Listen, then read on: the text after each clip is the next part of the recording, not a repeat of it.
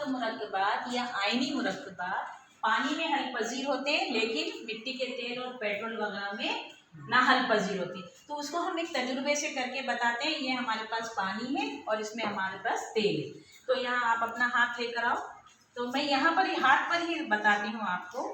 आप यहाँ पर ज़रा सा ये हाथ और आपका हाथ लाओ।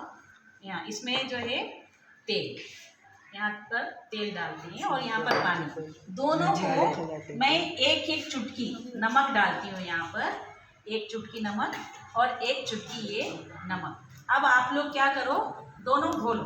देखेंगे यहाँ ज़्यादा करीब, यहाँ लेकर आओ। हाँ शारिफ,